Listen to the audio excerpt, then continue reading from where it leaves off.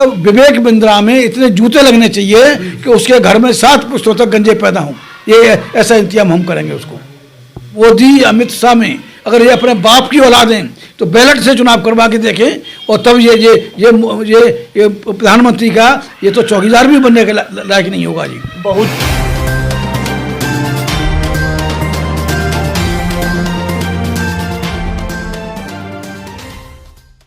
नमस्कार, मैं सुनील अभय और स्वागत है हमारे चैनल्स पर आपका। आज हम एक मुद्दे को लेकर के यहाँ बैठे हुए हैं। विवेक बिंद्रा जो कि अपने आप को इंटेलेक्चुअल कहते हैं, उन्होंने एक बयान जारी किया है जिस पर भारी बवाल मचा हुआ है।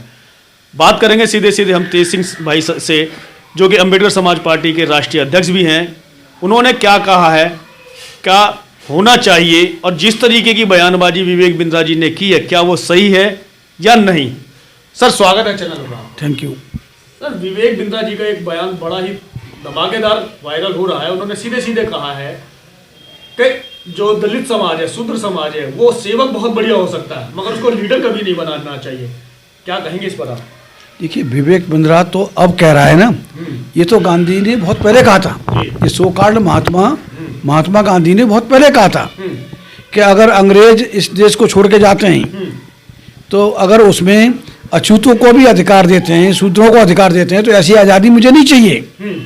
और उन्होंने कहा है कि ये उस समय की एक बात है कि एक वाक़या था कि एक वाल्मीकि समाज का लड़का पहली बार बीए पास किया और वो गांधी के पास गया कि गांधी बाबा उसको बताओ खुश हो जाएगा।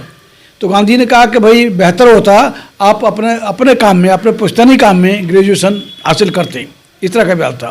तो ये तो राइट फ्रॉम गांधी और गांधी के चेहरे जो क्या कहते हैं, ये मानसिक रोगी कह रहे हैं आप? ये बिल्कुल विवेक बिंद्रा मानसिक रोगी लोग हैं जो इस तरह की विचार करते हैं। आज दुनिया विवेक बिंद्रा को दुनिया जानती है सर, इंटेलेक्चुअल पर्सन है, आप उसको रोगी कह रहे हैं? अरे इंटेलेक्चुअल, ये इंटेलेक्चुअल है, उसे नहीं पता कि आज दुनिया चांद पर पहुंच रही है, मंगल पर पहुंच रही है और ये शूद्रों को सेवक बनाने की बात कर रहा है।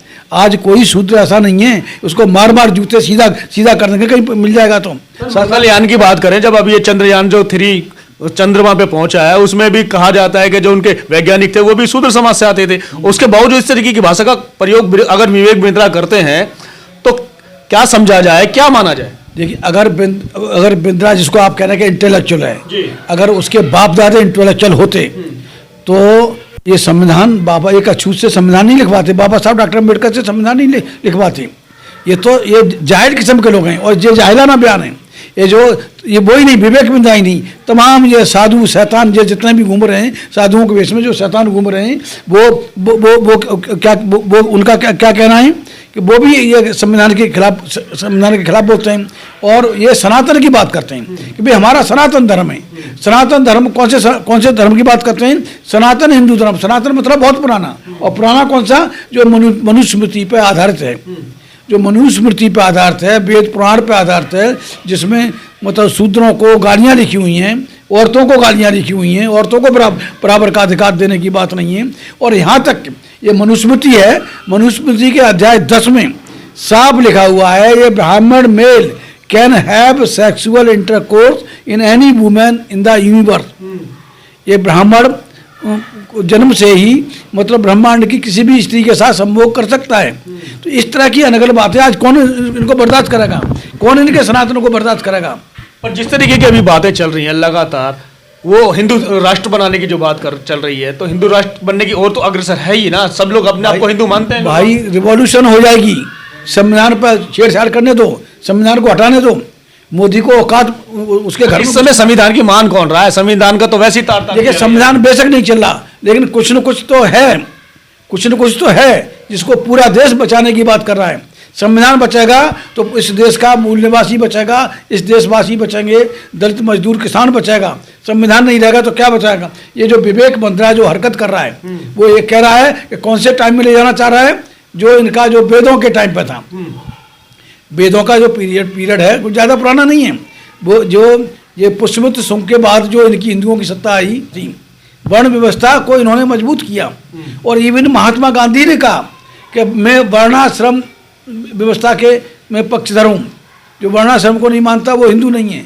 और जहाँ तक दलितों को शूद्रों की बात है, अछूतों की बात है, ये तो पंचम वर्ण बताया गया है। पांचवा वर्ण है और आउटकास्ट कहा गया है। ये अछूतों को, जो देश की 25% आबादी है, ज़्यादा होगी, 22.5 तो समय थी, 1950 में थी, और आज तो कम से कम नहीं तो 27-28% हम होंगे। तो 27-28% आबादी को आउटकास्ट कहा गया है। ये है ही नहीं, हिंदू है ही नहीं।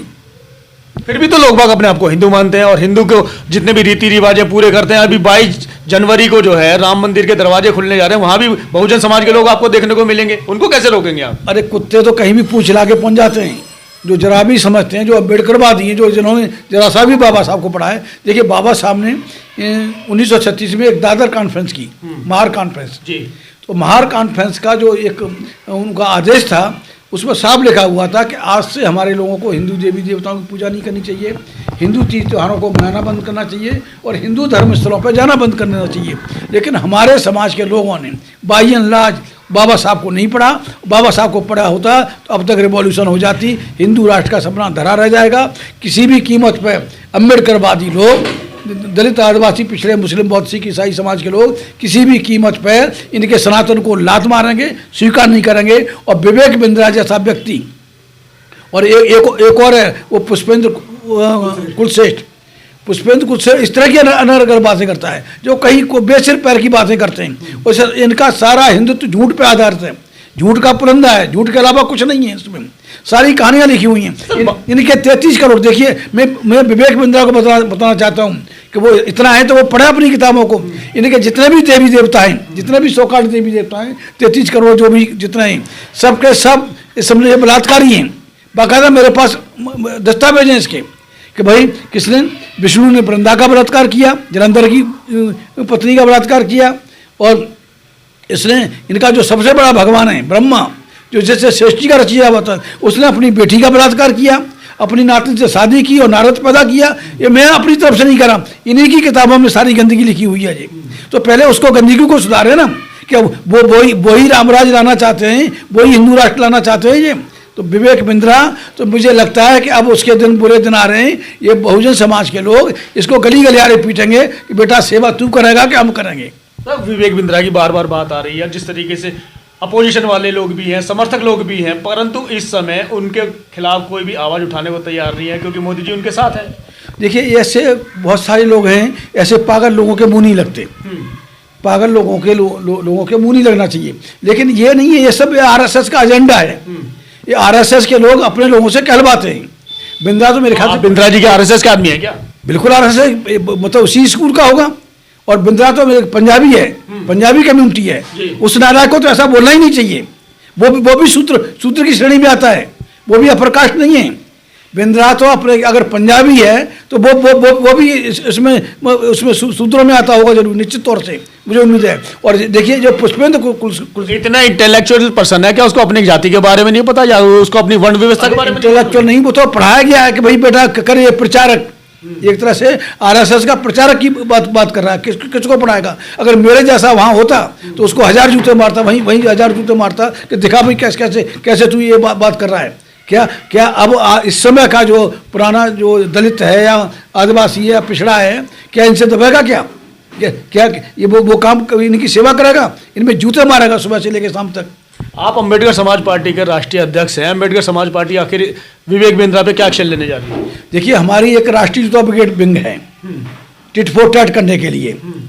तो हम अभी जल्दी हम राष्ट्रीय युवा ब्रिगेड की एक मीटिंग बुलाएंगे, हम अपनी सीक्रेट मीटिंग बुलाएंगे। उसमें हम कुछ लोगों को अपॉइंट करेंगे, जिम्मेदारी लगाएंगे कि जहाँ कहीं भी विवेक बिंद्रा या पुष्पेंद्र कुलश्रेष्ठ मिलता है तो उसमें गिनती के 1000 जूते मारो। हाँ, और एक जूता 100 रुपये के हिसाब से।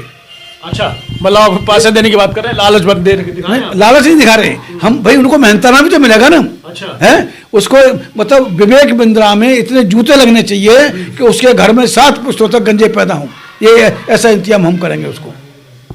तो बड़ी गंभीर बात कर रहे हैं। और जिस तरीके से विवेक बिंद्रा के ऊपर इस समय भाई तेज सिंह जी रौद्र रूप अपनाए हुए हैं, तो लगता है कि ये जूता ब्रिगेड जो इनका खुद का है, उसके माध्यम से कुछ भी हो सकता है। सर, एक चीज और हमें जानने की कोशिश करेंगे कि अगर विवेक बिंद्रा जैसे कई लोग हैं, चाहे वो साधु संत के भेष में हो या ज्ञानी के रूप में हो, एक्टिविस्ट के नाम पर हो, इस तरीके की बातें अनर्गल बातें करते रहते हैं, उनके लिए आपका क्या? देखिए ये जाहिल किस्म के लोग हैं। आप इंटेलेक्चुअल खामखा उसको इंटेलेक्चुअल बता रहे हैं। ये जाहिल किस्म के लोग हैं और इन जाहिलों का कुछ नहीं होता। ये सब मोदी के चेले हैं। मोदी झूठ बोलता है, ये सारे झूठ बोलते हैं। ये बिल्कुल झूठ बोलते हैं। ये कैसे करके वो कैसे मनुस्मृति का मोदी जी को आप झूठा क्यों बता रहे हैं सर? जो मोदी तो प्रधानमंत्री है इस समय। मोदी, अरे मोदी से बड़ा झूठा नहीं है, मोदी से बड़ा जाहिल नहीं कोई इस देश में, दुनिया में नहीं होगा। आपको डर नहीं लगता क्या FIR हो जाएगी आपके? अरे ऐसी तैसी हजार पहले से भी मेरे तमाम FIR हैं और FIR हो जाएंगे, क्या फर्क पड़ता है मुझे? मैं नहीं डरता। और फिर RSS बहुत खतरनाक विंग है। मौत का दिन एक दिन पक्का है तो मैं इनसे क्यों डरूं? अच्छा, अगर अल्लाह ने एक दिन निश्चित कर रखा है तो मैं तो अल्लाह से डरूंगा, इनसे क्या डरूंगा? इन शैतानों से नहीं डरूंगा, न डराऊं न डरूंगा उनकी ऐसी तैसी। और अम्बेडकर समाज पार्टी आखिर क्या करने जा रही है? देखिए अम्बेडकर समाज पार्टी तो ये इसमें तो करेगी, हम इसको मतलब नहीं करेंगे, लेकिन इससे भी ये खतरनाक जो ब्रॉडकास्टिंग बिल इन्होंने जब जबरन पास किया है, मतलब सारे अपोजिशन को बाहर निकाल के सस्पेंड करके जो बिल किया है, वो बहुत बड़ी चिंता का विषय है। इससे सोशल मीडिया बिल्कुल ख़त्म हो जाएगा और सिर्फ चैनल ही नहीं, यूट्यूब चैनल ही नहीं, जो सोशल एक्टिविस्ट हैं, जो इसको फॉरवर्ड करते हैं, जो न्यूज़ को इधर उधर भेजते हैं, वो भी नहीं कर पाएंगे। वो स्क्रीनिंग कमेटी उनको तय कराएगी, उनको जेल भेजेगी। तो कौन जेल जाना चाहेगा? तो ये निश्चित तौर से ये मोदी का निरंकुश शासन स्थापित होने वाला है, मोदी और अमित शाह का। और निश्चित तौर से बहुजन समाज इसको बर्दाश्त नहीं करेगा और इनको इनकी औकात बताएगा। सब बहुजन समाज की बात करते हैं, 85% 90% लोग कहे जाते हैं बहुजन समाज में एकजुट होता तो कोई नजर आता नहीं। सब लोग अपने पार्टियां अपने संगठनों में मगन है। कैसे कैसे कहेंगे कि आपके इनके खिलाफ कोई जंग होगी? देखिए एक बर्दाश्त की भी लिमिट होती है। जब देखें कि अगर देश लुट रहा है, अगर मेरा घर लुट रहा है और बाकी घर वाले शांत हैं, तो फिर उनको कैसे बर्दाश्त करेंगे? तो यही जो सोकाल्ड बहुजन समाज है हमारा 85-90%, वही इन नेताओं को रिजेक्ट करेगा। अगर ये नहीं आए, नहीं इकट्ठे हुए, ये समाज ही बहुजन समाज इनको रिजेक्ट करेगा और पहले मतलब इनकी अच्छी तरह से खबर लेगा। जिस तरीके से 9-10 साल से शासन चल रहा है, सभी लोग देख रहे हैं क्या हो रहा है, क्या होने वाला है, भविष्य को भी दिखाई दे रहा है, फिर भी जो है आज कोई भी बोलने के लिए तैयार क्यों नहीं है? देखिए जो ज़्यादा तो जिन्हें आप बड़ी बड़ी पार्टी कह रहे हैं, ये बेईमानों की पार्टी हैं। बेईमान लोग हैं ये।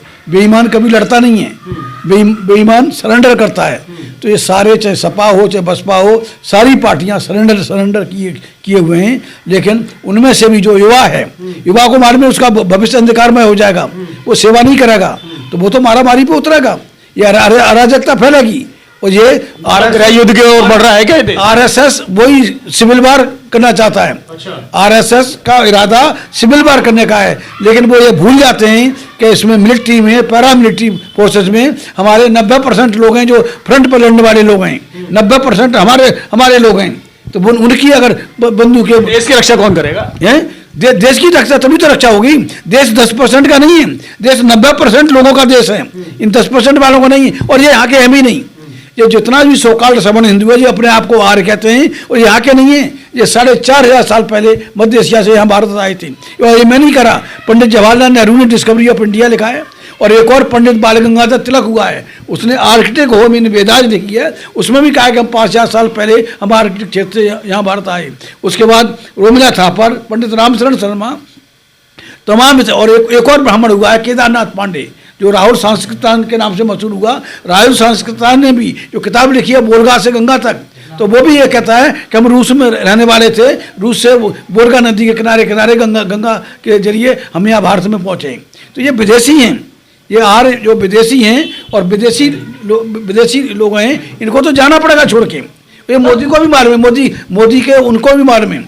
जिस दिन मोदी ने चुनाव बैलेट से करवा लिया, मैं तो चैलेंज करता हूँ, आपके सामने भी चैलेंज कर रहा हूँ कि अगर मोदी अमित शाह में अगर ये अपने बाप की औलाद हैं तो बैलेट से चुनाव करवा के देखें। और तब ये प्रधानमंत्री का ये तो चौकीदार भी बनने के लायक नहीं होगा जी। बहुजन समाज जो 85% 90%, उनको आपका संदेश क्या है? भाई उनका संदेश यही है कि अगर हमारे समाज के नेता, चाहे मायावती हो, चाहे अखिलेश यादव हो, लालू यादव हो, जो भी जितना भी जो बहुजन समाज की पार्टियों के जो लीडर हैं, अगर वो एक मंच पर नहीं आते तो समाज को सोचना पड़ेगा, इनका बहिष्कार करना पड़ेगा और नया नेतृत्व समाज में से पैदा करना होगा, समाज को ही पैदा करना होगा।